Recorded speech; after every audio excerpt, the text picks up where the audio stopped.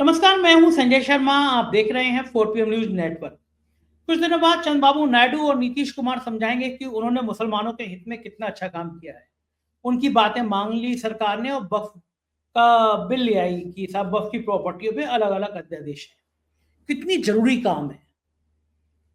पूरा देश संतुष्ट है, सबको नौकरियां मिल गई हैं, किसानों को उनके अधिकार मिल गए हैं, बेरोजगारी खत्म हो गई है, मध्यम वर्ग की महंगाई की मार खत्म हो गई है, देश की आर्थिक व्यवस्था बहुत अच्छी चल रही है।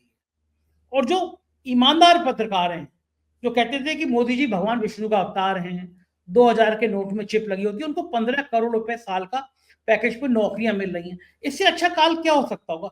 जब सारी समस्याएं खत्म हो गई हैं, तो इसलिए मुस्लिमों की जो प्रॉपर्टियां हैं उन पर सरकार की नजर गई, क्योंकि समस्याएं सब खत्म कर ली गई। बड़ा सवाल है कि मंदिरों और मठों की भी अवैध संपत्तियों की लिस्ट है। कोई बड़ा मंदिर और मठ नहीं है जिसपे ऐसे विवाद ना हो। मैं कई बार एक महामंडलेश्वर की चर्चा करता हूँ, स्वामी कैलाशानंद जी की, जो अंबानी को डुबकी लगा रहे थे, जो अमित शाह के ऊपर जल चढ़ा रहे थे, जो अपने रथ में सुंदरियों को बिठा के घुमा रहे थे, जिनपे प्रॉपर्टी हड़पने का आरोप लगा है, कई बार लगा है। उनकी संपत्तियों के जो मठ में रहते हैं हरिद्वार में, उनकी जमीनों पे कब्जे का आरोप लगा है। ऐसे अकेले वो नहीं, तमाम मठ मंदिर हैं। तो वक्फ की चिंता कर रहे हो, कभी हिंदू मंदिर और मठों की भी चिंता कर लो। कह दो ना कि ये जो सरकारी मंदिर हैं, क्योंकि मंदिरों के अध्यक्ष तो सरकार के अफसर होते हैं, मिलकर मलाई खा रहे हैं, तो इन मंदिरों पे मठों पे जितनी संपत्ति है तो सरकार की हो जाएगी, नीलाम करिए। कहा जाता है कि अगर सारी संपत्ति नीलाम कर दो तो देश का कर्जा खत्म हो जाएगा।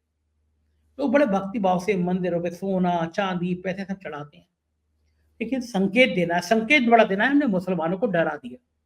आईटी पास लड़का है, एमबीए पास लड़का किया हुआ है, 20,000 रुपए की नौकरी मिल रही है। लेकिन जिस अब्दुल को डरा रहे हो कि इस अब्दुल के पिंचर वाले को डरा दिया, वो अपनी जिंदगी आराम से काट रहा है।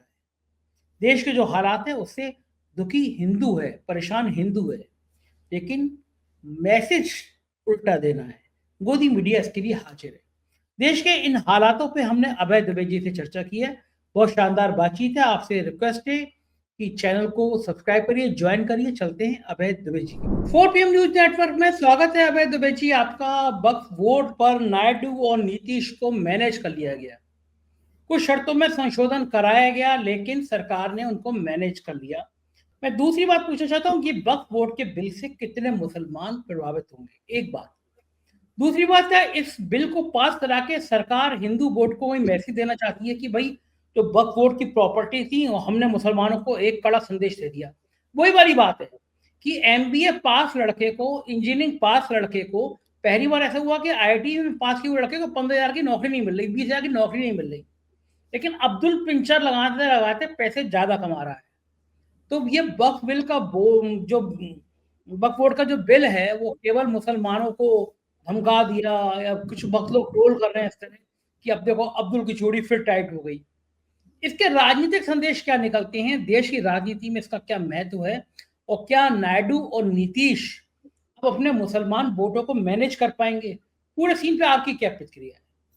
देखिए, आपके सवाल के दो हिस्से हैं। एक नायडू और नीतीश से संबंधित है, और एक ये है कि भारतीय जनता पार्टी इससे हिंदू वोटरों को क्या संदेश दे रही है या उसको चुनावी फायदा कितना होगा। मैं दोनों सवालों का एक एक करके जवाब देता हूं। जहां तक नायडू और नीतीश का सवाल है, उनको भाजपा ने मैनेज नहीं किया है। वो पहले दिन से इस मामले पे भाजपा के साथ थे। पहले भी मैं समझता था शायद भाजपा, उनको कुछ दुविधाएं हैं, भारतीय जनता पार्टी में समझाने की कोशिश कर रही है, कोई रास्ता निकाल रहे हैं वो लोग, ऐसा कुछ नहीं था। मेरी अपनी मान्यता यह है कि पिछले साल अगस्त में जब ये बिल लाया गया था, सदन में रखा गया था बिल, उसके पहले ही नायडू, नीतीश, आपके जयंत चौधरी और चिराग पासवान, इन जो चार पार्टनरों को कुछ दिक्कत हो सकती थी, इन्होंने भाजपा के साथ मिलकर पूरी प्लानिंग बना ली थी। अब ये बिल्कुल स्पष्ट है, मैं तो उसमें कोई दो राय नहीं, मैं ठोस रूप से कह रहा हूं, इनकी प्लानिंग बिल्कुल साफ थी। उसी प्लानिंग के तहत संयुक्त संसदीय समिति बनाई गई। अगर इन चारों वाला मसला उसमें शामिल नहीं होता तो ज्वाइंट पार्लियामेंट्री कमेटी बनाने की जरूरत नहीं थी, जेपीसी बनाने की जरूरत नहीं थी। अगर ये उसी वक्त कह देते कि हम बेहिचक आपको समर्थन करेंगे इसके ऊपर, तो कोई जरूरत नहीं थी उसकी। लेकिन योजना पूरी बनाई गई। योजना के तहत जैसे ही किरण रिजिजू ने वो बिल पेश किया, वैसे ही टीडीपी के एक सांसद ने खड़े होकर कहा कि इसको आप जेपीसी को भेज दीजिए, उन्होंने फौरन जेपीसी को भेज दिया। जेपीसी जगदम्बिका पाल के नेतृत्व में बनाई गई और पूरी जेपीसी का कामकाज इस तरीके से प्रबंधित किया गया कि इसमें गैर भाजपा जो विपक्षी दल थे उनके सारे सुझाव खारिज कर दिए गए। उन्होंने 44 सुझाव दिए, सारे सुझाव एक एक करके जगदम्बिका पाल ने खारिज कर दिए। और जो भाजपा के पार्टनर दल थे उन्होंने 14 सुझाव दिए, उनके 14 सुझाव मंजूर कर लिए गए। बिल्कुल ये 14 बनाम 40 का पूरा खेल था। वो 14 सुझाव इसलिए मंजूर किए गए थे कि इन चारों दलों को संसद में खड़े होकर ये कहने का मौका मिले कि हमने तो सुझाव दिए थे, हमारे सुझाव सब मान लिए गए, बिल के अंदर मौजूद है, हम तो इस बिल का समर्थन कर रहे हैं। ये पूरा का पूरा मामला इस तरीके से पूरा बनाया गया है। इसको ये मानना कि ये इनमें कोई इनके दिल में मुसलमानों के लिए बड़ा दर्द था तो ये परेशान थे, ये सब कुछ नहीं है। पूरा मामला ये, और वो लोग इफ्तार पार्टियों में भी शामिल हो रहे हैं, वो लोग मुसलमानों के साथ में गले भी मिल रहे हैं ईद के ऊपर, मुसलमान वोटों के दावेदार भी हैं। देखिए हमें नहीं भूलना चाहिए कि नीतीश कुमार और चंद्रबाबू नायडू आज से बीजेपी के साथ नहीं है, ये अटल बिहारी वाजपेयी और अडवाणी के जमाने से बीजेपी के साथ है और बीजेपी के समर्थन से इनकी राज्यों में मुख्यमंत्री बने रहे हैं और इनके समर्थन से भारतीय जनता पार्टी केंद्र में हुकूमत करती रही है। ये बहुत पुरानी कहानी है। ये लोग साथ ही साथ चलते हैं हमेशा, कभी कभार बीच में दूर हो जाए थोड़े बहुत दिनों के लिए, नीतीश भी दूर हुए हैं, चंद्रबाबू नायडू भी दूर हुए हैं, लेकिन अंततः ये सब एक ही कफलिया है पूरी की पूरी। एक खुली हुई सांप्रदायिक है, एक का धीरे बाकी दोनों का मुसलमान समर्थन की आड़ में एक छुपा हुआ सांप्रदायिकीकरण लगातार जारी है। दोनों एक ही राह के राही हैं। ये सब मिलकर भारत में हिंदू राष्ट्र की स्थापना कर रहे हैं। अब आता हूं आपके मैं दूसरे सवाल के ऊपर। दूसरा सवाल यह है कि इसका असर क्या होगा, वो मैसेज क्या देना चाहते हैं। देखिए हिंदू राष्ट्र एक आइडियोलॉजिकल एजेंडा है, उसका कभी मैसेज ठीक जाता है, कभी मैसेज ठीक नहीं आता है, इसकी परवाह नहीं की जाती है। राम मंदिर की प्राण प्रतिष्ठा की गई, उसका क्या मैसेज गया? हिंदुओं ने तो वोट नहीं दिया उसके नाम पर। उत्तर प्रदेश में आपने किया, उत्तर प्रदेश में ही हार गई भाजपा। जो बंदा गया नहीं वहां पर रामलला के दर्शन करने, अखिलेश यादव, वो चुनाव जीत गया, उसकी पार्टी चुनाव जीत गई। इसका मतलब यह है कि वो चुनाव के काम नहीं आया, जो प्राण प्रतिष्ठा थी वो चुनाव के काम नहीं आई। इसका मतलब यह नहीं है कि भाजपा ऐसे काम दोबारा नहीं करेगी या भाजपा को दोबारा मौका मिले तो दोबारा प्राण प्रतिष्ठा नहीं करेगी, ये सब वहां पर जाके नरेंद्र मोदी आरती नहीं करेंगे, ये सब नहीं होगा। वो सब होगा तो ये इन लोगों का विचारधारात्मक एजेंडा है। कभी इसकी राजनीति उनके लिए मुफीद साबित होती है, कभी उनके लिए मुफीद साबित नहीं होती है। वे दोनों स्थितियों में उसको करते हैं। देखिए जो कॉमन सिविल कोड है,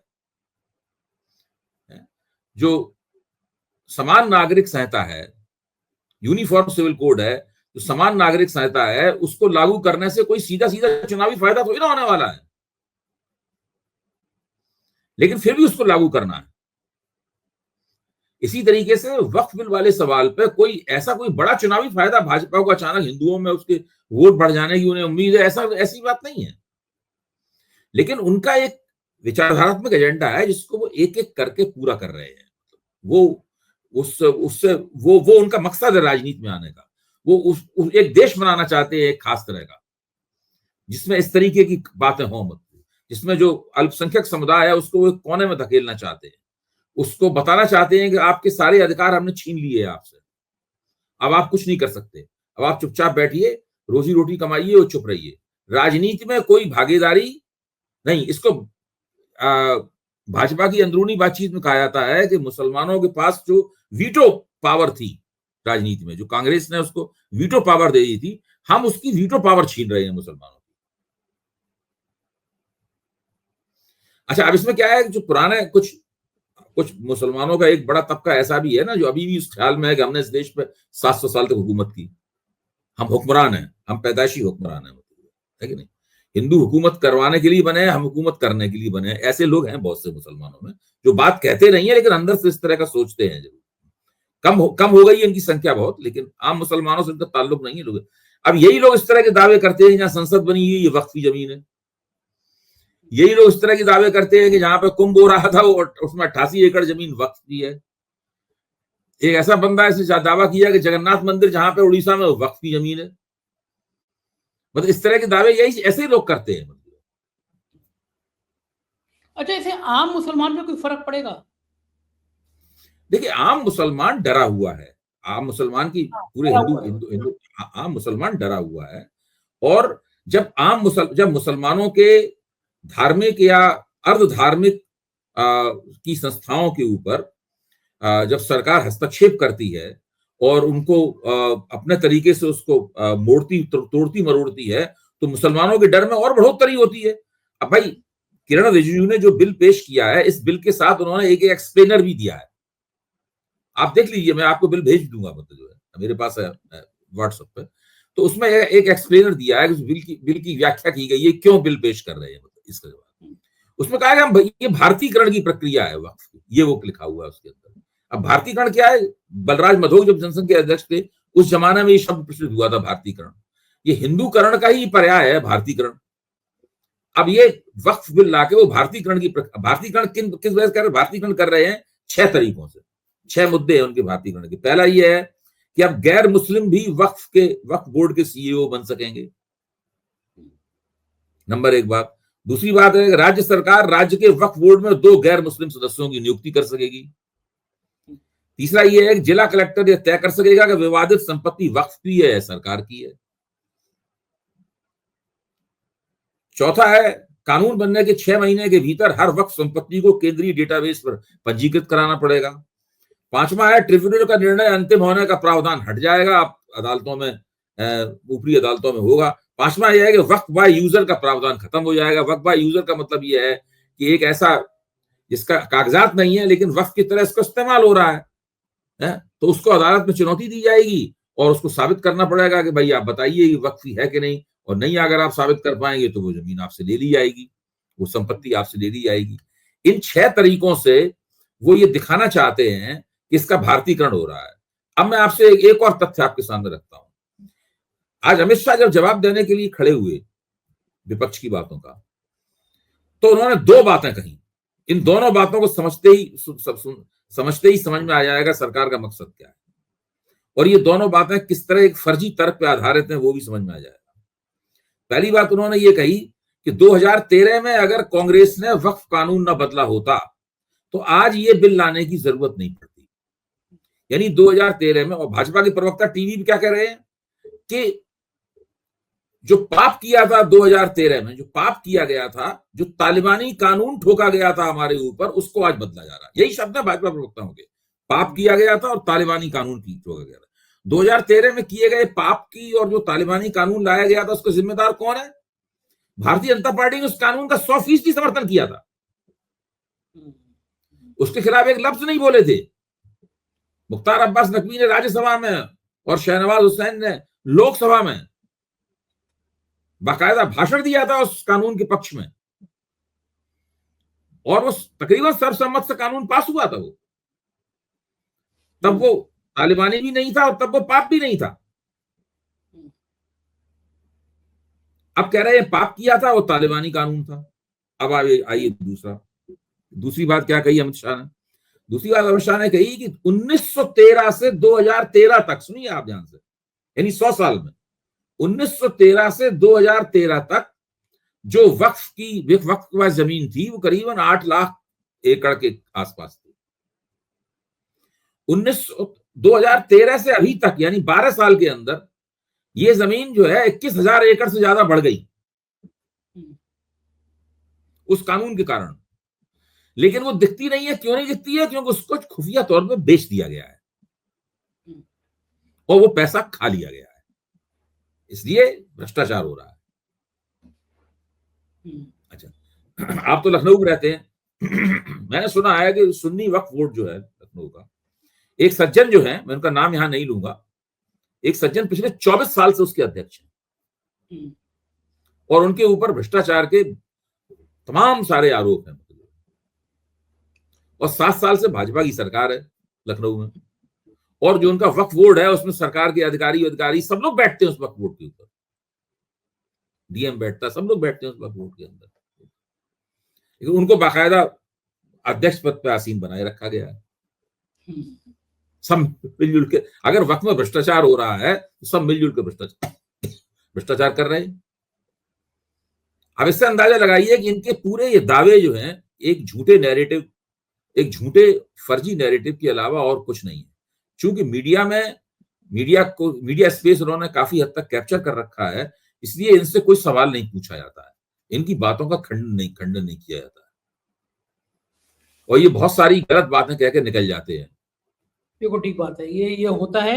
एक चीज और है कि सिर्फ मुस्लिम्स की संपत्तियों क्यों, इस देश में तमाम मठ ऐसे हैं, तमाम मंदिर ऐसे हैं, मंदिरों की जमीनों पर लेकर हत्याएं हुई हैं, मठों के वर्चस्व को लेकर हत्याएं हुई हैं।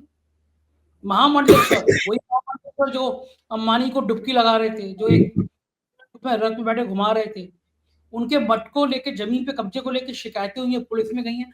लगभग सारे बड़े मठों को लेकर जमीन संपत्ति विवाद हुए, करोड़ों अरबों रुपया है मंदिरों पे। एक कानून लिया हो ना, चाहे मुस्लिमों की प्रॉपर्टी हो चाहे मंदिरों की प्रॉपर्टी हो, वो सब सरकारी प्रॉपर्टी होगी। तिरुपति में हजार देखिए, खाए अंग्रेजों ने, ईस्ट इंडिया कंपनी ने भारत में आकर एक काम किया था कि उसने मंदिरों का सारा प्रबंधन जो है अपने हाथ में ले लिया था। ईस्ट इंडिया कंपनी भारत के देवस्थान है जितने भी, दक्षिण भारत के बड़े बड़े मंदिर, पश्चिमी भारत के बड़े बड़े मंदिर, गुजरात के, महाराष्ट्र के, उत्तर भारत के, इन सबका प्रबंधन ईस्ट इंडिया कंपनी ने सरकार के नियंत्रण में कर दिया था। जब हिंदुस्तान आजाद हुआ तो नेहरू जी की सरकार ने भी इस तरीके को नहीं बदला। नेहरू जी के बाद विपक्ष की सरकारें आई, उन्होंने भी इसको नहीं बदला। अटल बिहारी वाजपेयी की सरकार ने भी नहीं बदला, मोदी जी की सरकार ने नहीं बदला। दिक्कत की बात है, असली वस्तुस्थिति क्या है, देश के लगभग सभी बड़े मंदिरों का प्रबंधन के ऊपर सरकार का नियंत्रण है। उसमें हमेशा सरकार का कोई अधिकारी उसके एडमिनिस्ट्रेटर के तौर पर बैठता है, बिना उसकी मर्जी के वहां कुछ नहीं हो सकता। तो इन तमाम मंदिरों में जो भ्रष्टाचार हो रहा है, इसकी तरफ आपने इशारा किया, उसमें दरअसल सरकारी पक्ष भी शामिल है, सरकारी पक्ष उसका हिस्सा है। अच्छा, अब वक्फ के बोर्ड के ऊपर तो गैर मुस्लिम को बैठाएंगे। ऐसे मान लो काशी विश्वनाथ मंदिर है, तो उसका बंदोबस्त करने वाली जो संस्था है, उसमें डिस्ट्रिक्ट मजिस्ट्रेट, उसका जो डिस्ट्रिक्ट मजिस्ट्रेट होता है बनारस का, वाराणसी का, वो उसका पदेन अध्यक्ष होता है, बशर्ते वो हिंदू हो।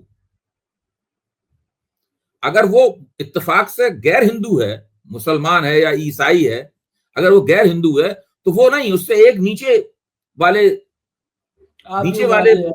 वाला जो अफसर है वो हिंदू होने के नाते उसका अध्यक्ष बनेगा। हाँ, तो ये क्यों नहीं हो सकता, मुसलमान क्यों नहीं हो सकता? मैं वही बता रहा हूं ना।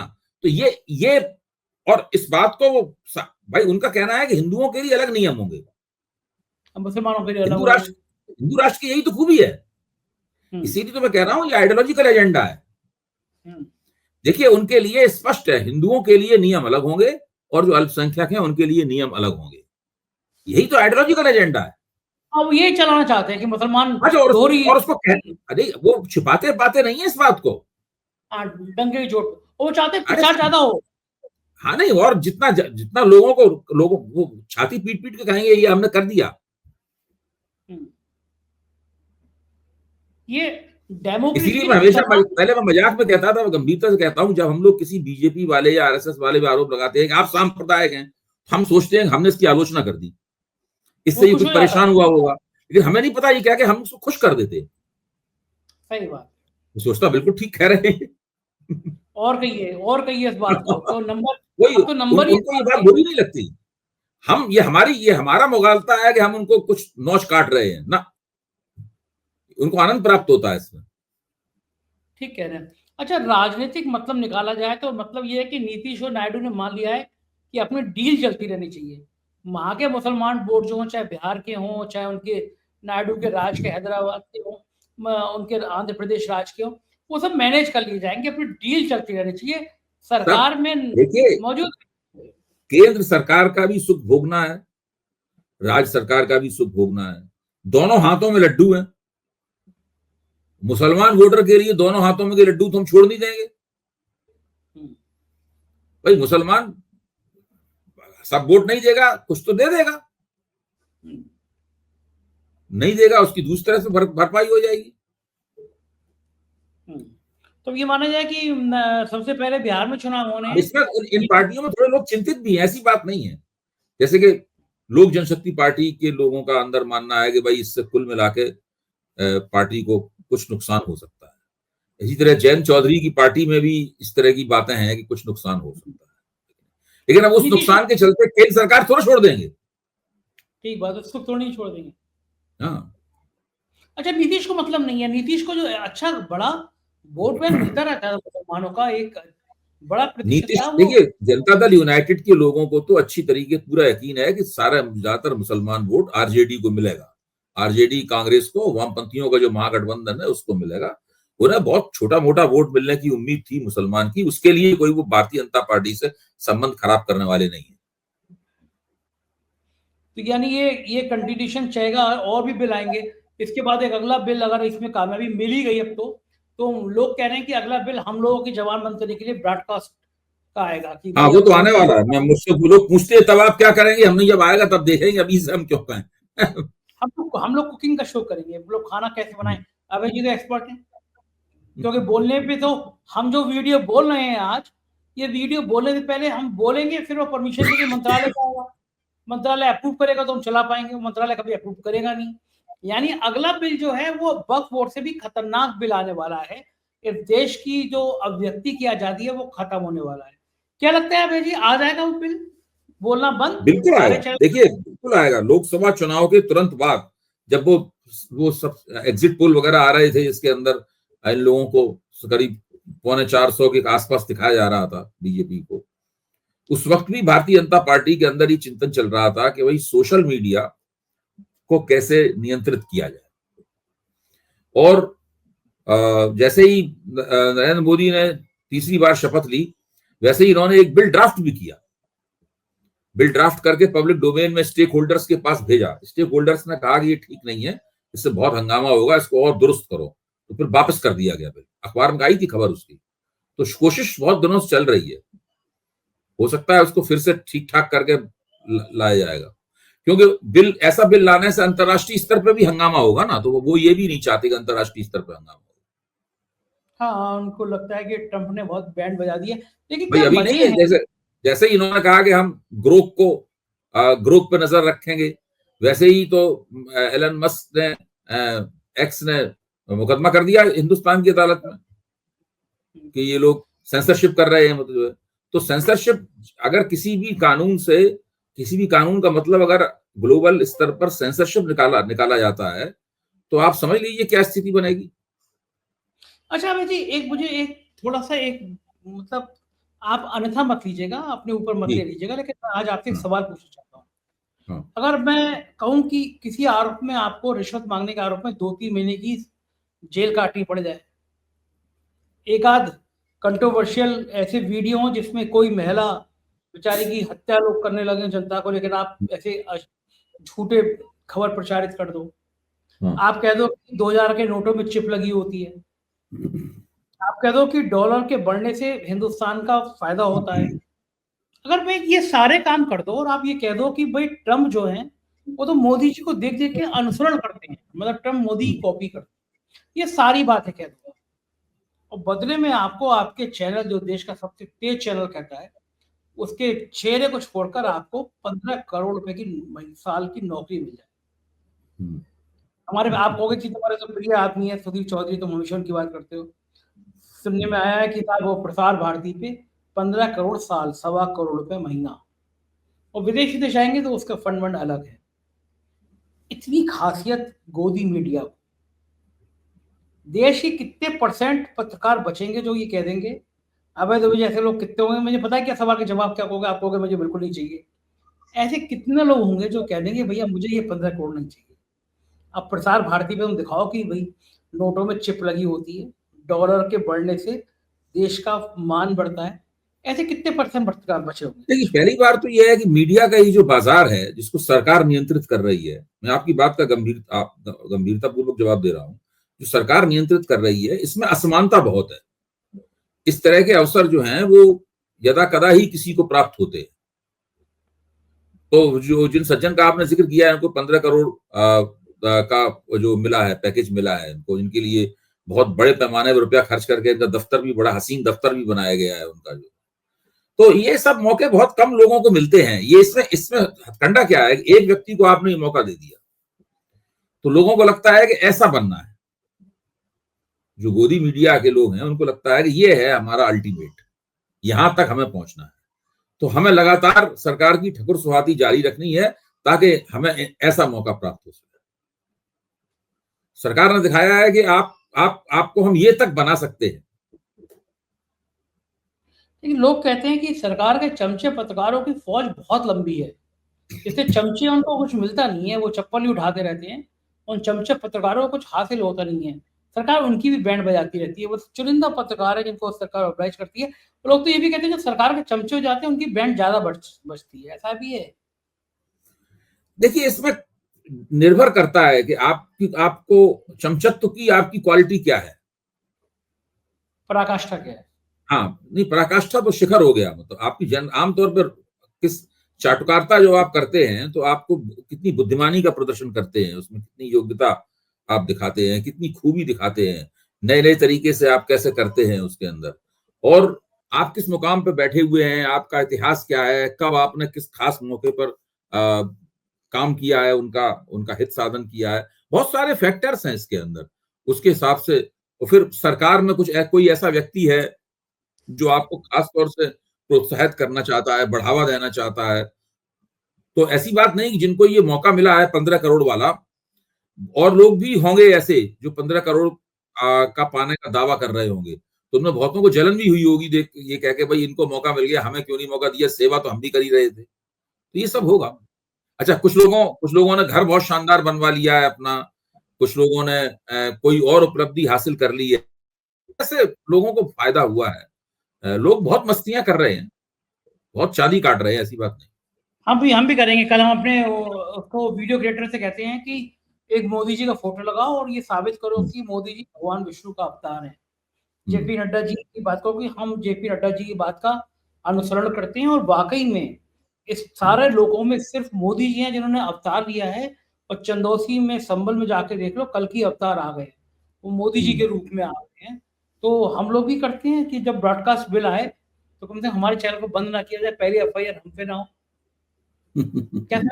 आप पीछे एक जहां 4 PM लगा हुआ है पीछे, वहां एक मोदी जी की तस्वीर लगवा लीजिए, नीचे लिख दीजिए विष्णु भगवान के अवतार। हाँ, तो हमेशा बैकग्राउंड में दिखाई पड़ता रहे वो। मैं भी 20 करोड़ का पैकेज मिल जाएगा। लेकिन धन है अभय जी, बहुत बहुत शुक्रिया। लेकिन आपकी इस बात को व्यंग के रूप में लेंगे, वो आपका नेगेटिव पॉइंट हो जाएगा। कोई यकीन ही नहीं करेगा, हम और आप मिलकर ऐसी बातें। आपको छोड़ा नहीं। हम लोग जब ब्रॉडकास्ट बिल आएगा तो फिर चूंकि आप खाना बहुत अच्छा बनाते भी हैं, खाने की जानकारी भी रखते हैं, तो हमारा आप मिलकर खाने का शो शुरू करेंगे।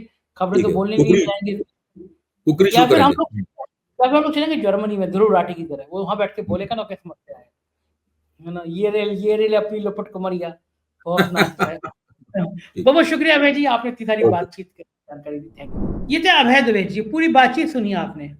मुझे लगता है कि आप भी इस सारे तर्कों से सहमत होंगे, लेकिन आपका प्यार भरा कमेंट आएगा तो मुझे लगेगा ये बातचीत आपको पसंद आई होगी। चैनल को सब्सक्राइब और ज्वाइन करिएगा और बताइए अगर बातचीत कैसी लगी। शुक्रिया, थैंक यू।